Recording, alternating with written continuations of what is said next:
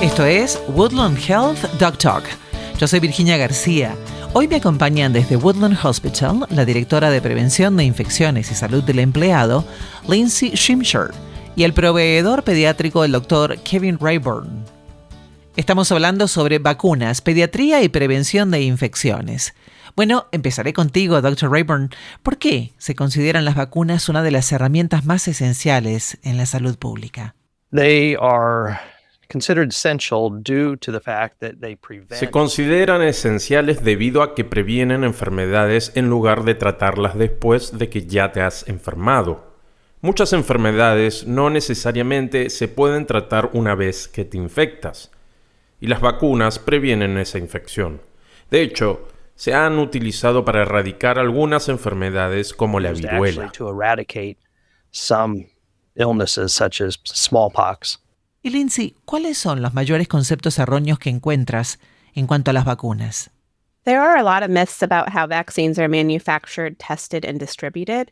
I see a lot of these myths when I have conversations with employees about vaccination. Hay muchos mitos sobre cómo se fabrican, prueban y distribuyen las vacunas. Veo muchos de esos mitos cuando tengo conversaciones con empleados sobre la vacunación. Uno de los problemas más grandes que las personas me mencionan es que creen que muchas vacunas contienen células de fetos abortados o que pueden contener ADN de otra persona o de otra cosa. La realidad es que los virus, para poder crear una vacuna, necesitan crecer o reproducirse, y para hacerlo, los virus deben reproducirse dentro de una célula. Así que una de las herramientas necesarias es contar con un tipo de célula en la que el virus pueda crecer.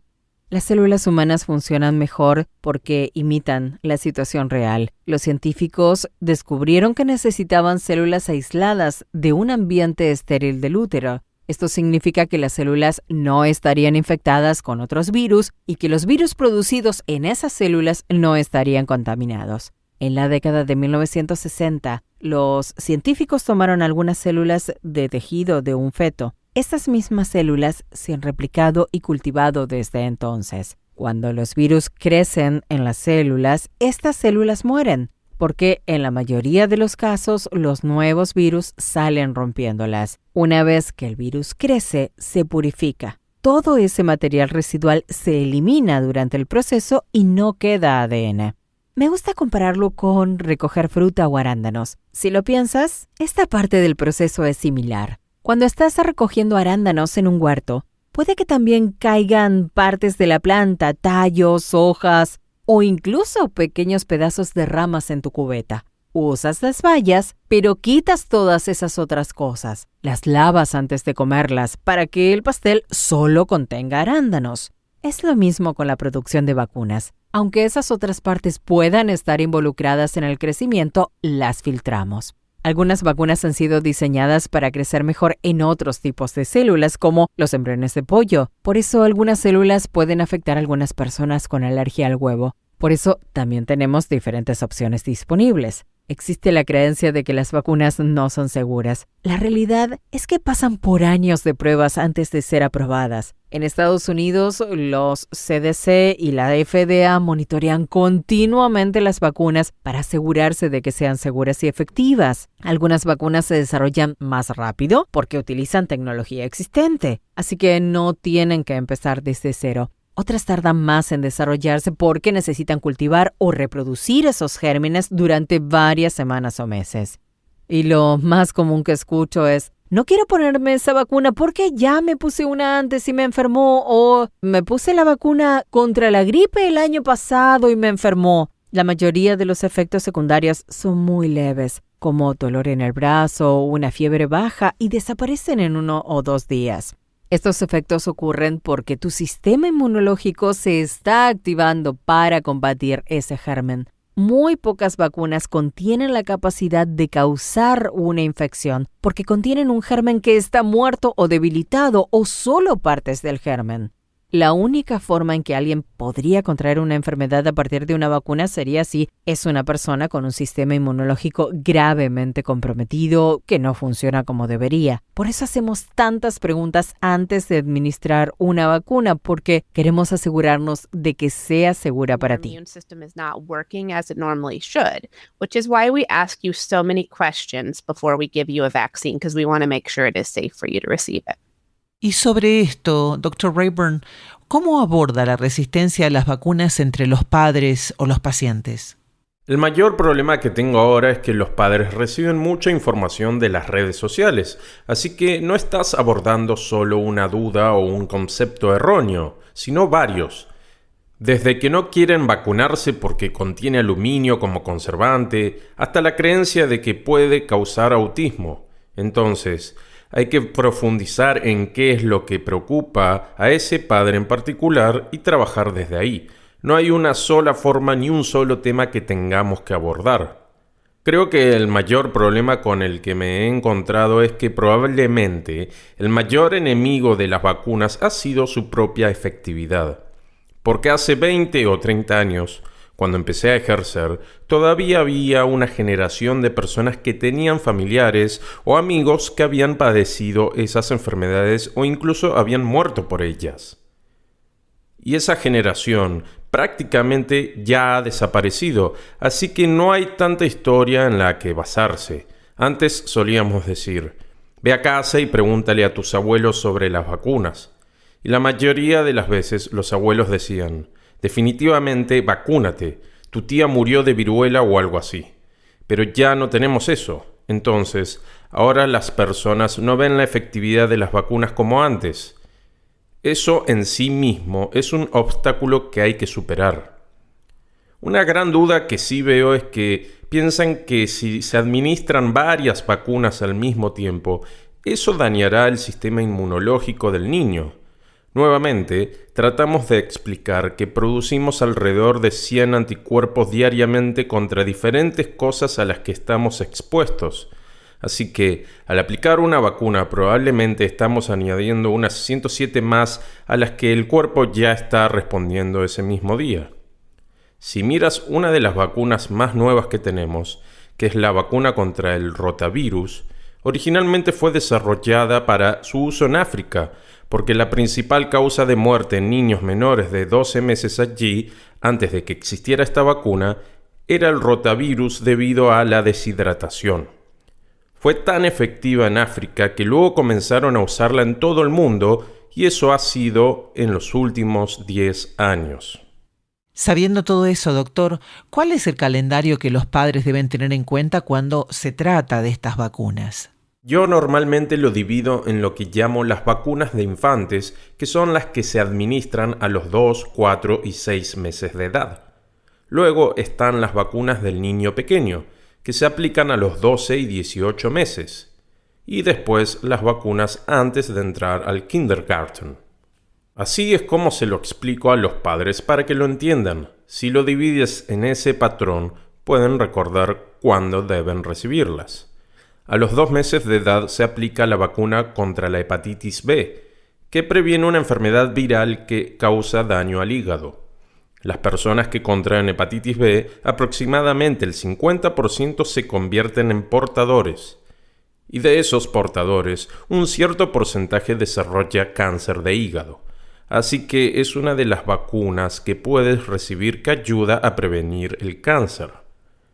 También está la vacuna contra el rotavirus, de la que acabo de hablar, que es un virus vivo oral y se administra a los 2 y 4 meses de edad. Luego está la vacuna contra la difteria, el tétanos y la tos ferina. La difteria es una infección que afecta los pulmones. El tétanos causa rigidez muscular, mandíbula trabada, y la tos ferina es la tos convulsiva. Esa se administra a los 2, 4 y 6 meses en los bebés. Después, hay 2 vacunas que se administran para la meningitis. Una se llama Haemophilus influenzae tipo B, que no sé por qué la llamaron influenza, porque no es un virus, es una bacteria. La otra es la vacuna contra el neumococo, Streptococo neumónico. Ambas se administran a los 2, 4 y 6 meses en los bebés y las dos ayudan a prevenir la meningitis. También está la vacuna contra la polio. Lo bueno es que ahora han combinado la polio, el Haemophilus influenzae, la DTaP y la hepatitis B en una sola inyección. Así que ahora solo se necesitan 2 pinchazos en las visitas en lugar de 5 como antes. Luego, a los 12 meses, reciben la vacuna contra el sarampión, las paperas, la rubiola y la varicela, que es un poco diferente a las anteriores porque es una vacuna de virus vivo. Esta vacuna puede causar sarpullido y fiebre entre 10 y 14 días después de aplicarla, no en el momento de la vacunación. Es muy efectiva con aproximadamente un 95% de protección después de una sola dosis. No necesitas múltiples dosis porque es un virus vivo. También está la vacuna contra la hepatitis A, que es una enfermedad que causa diarrea y también puede provocar daño hepático. Se administra a los 12 meses. Y a los 18 meses se administran refuerzos de difteria, tétanos, tosferina, Haemophilus influenzae y neumococo. Ha habido mucha conversación sobre las vacunas en las noticias últimamente debido a algunos cambios que ha ocurrido en el Departamento de Salud y Servicios Humanos, que es quien supervisa los CDC, los Centros para el Control y la Prevención de Enfermedades. Dentro de los CDC hay un comité llamado ACIP que revisa la evidencia y hace recomendaciones basadas en opiniones profesionales, así como en evidencia y la investigación disponibles. Este comité recientemente hizo algunos cambios importantes en el calendario de vacunación y debido a esto se ha generado cierta controversia. Muchas organizaciones profesionales, como la Academia Americana de Pediatría, que es a la que los pediatras suelen seguir muy de cerca, han expresado públicamente su desacuerdo con algunos de estos cambios. Esto ha generado confusión entre los padres porque ahora se preguntan a quién deben escuchar. Al final del día, recomendaría que sigas lo que indique tu proveedor de salud o tu pediatra. Ellos conocen mejor a tu hijo, saben cuáles son sus factores de riesgo, qué está circulando en tu comunidad en ese momento y qué cosas deberían preocuparte según dónde vives, trabajas y estudias. Si en algún momento quieres ver esta información por tu cuenta y conocer cuáles son esas recomendaciones, algo que puedes hacer y muchas personas no saben es entrar a internet y buscar el Departamento de Salud de Indiana. Allí tienen tasas de vacunación tanto para adultos como para niños en tu condado, estado e incluso en el distrito escolar. Esto puede ser útil cuando estás tratando de decidir, ¿quiero vacunar a mi hijo con esta vacuna? Puedes ver qué tan común es en tu sistema escolar o en el área donde vives. Claro. Y Lindsay, ¿qué papel juega la inmunidad colectiva en la protección de nuestras comunidades?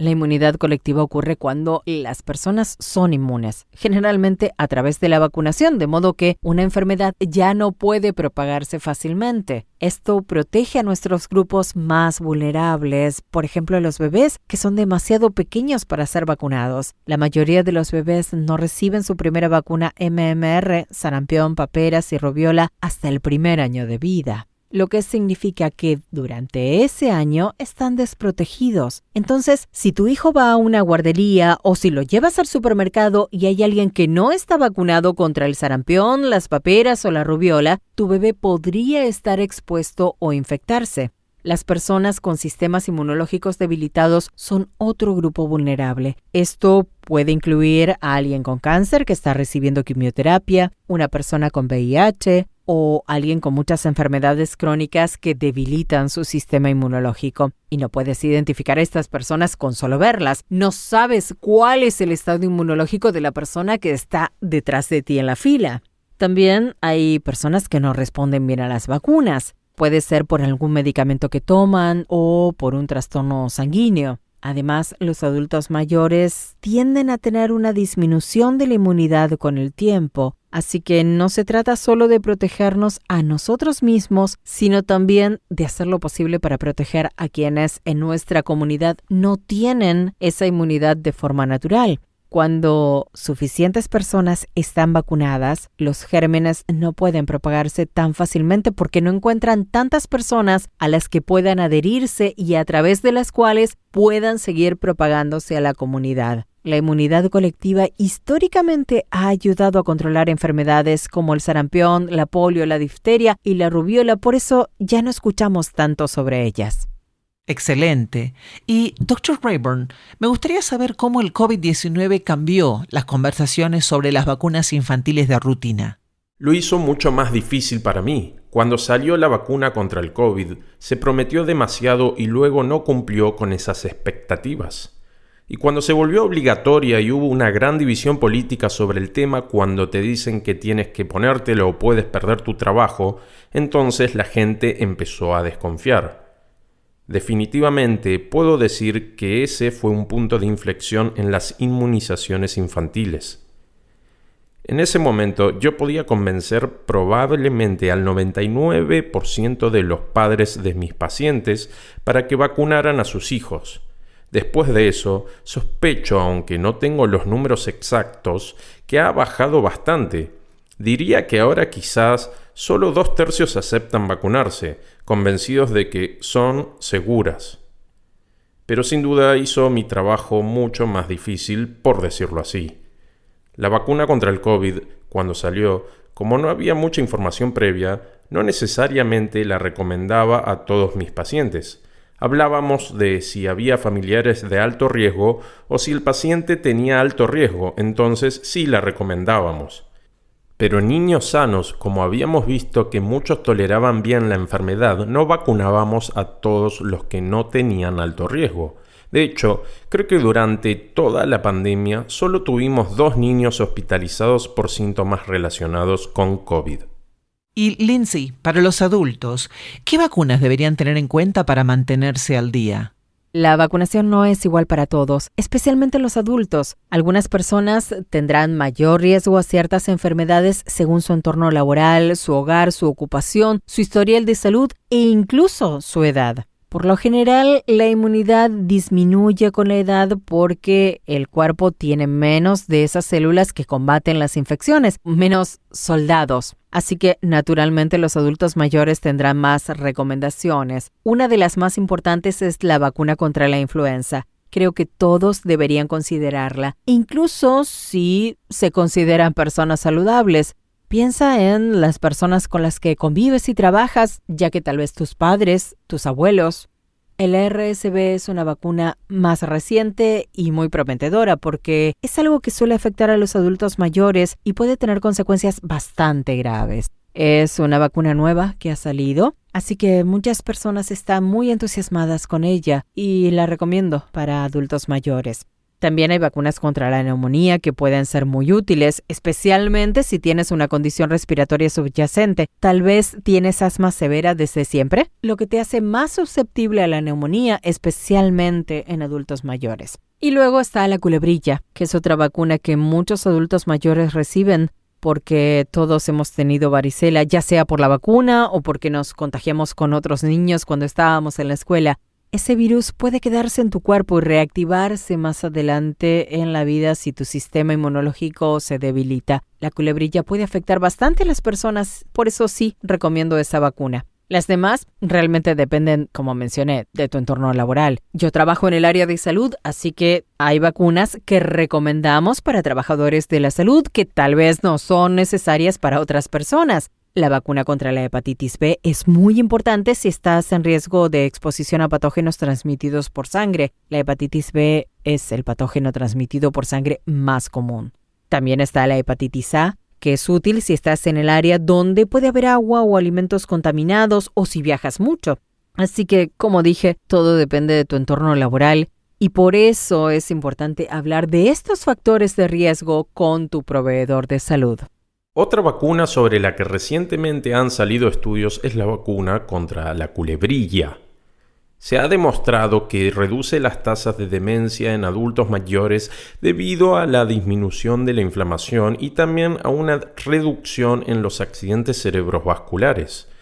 Así que la vacuna contra la culebrilla también es muy importante. Gracias. Y Dr. Rayburn, para cerrar, ¿qué es lo que le gustaría que la gente entendiera sobre las vacunas y que actualmente no comprenden? That they have been around for over 100 years. They've been used extremely effectively, and that, like I said earlier, que existen desde hace más de 100 años, se han utilizado de manera extremadamente efectiva y, como mencioné antes, su efectividad ha sido probablemente la razón principal por la que algunas personas no quieren recibirlas, porque son tan efectivas que ya no ven los problemas que pueden surgir cuando las personas dejan de vacunarse. En Japón, debido a que la vacuna contra la tos ferina tenía un organismo de célula completa, se observaban fiebres más altas y convulsiones. Por eso dejaron de vacunar. Y en un periodo de 3 años después de suspender la vacunación contra la tos ferina, hubo una gran cantidad de bebés que murieron a causa de esta enfermedad. Así que no toma mucho tiempo para que estas enfermedades regresen cuando se deja de vacunar. Infants that die from whooping cough. So it doesn't take long when you don't vaccinate for these illnesses to come back. Ellos fueron el Dr. Kevin Rayburn y Lindsay Shimshire. Para más información, por favor visite nuestro sitio web en woodlandhealth.org. Y si disfrutó este podcast, no olvide revisar toda nuestra biblioteca de episodios para ver más temas de su interés. Esto fue Woodland Health Doc Talk. Gracias por escucharnos. Hasta la próxima.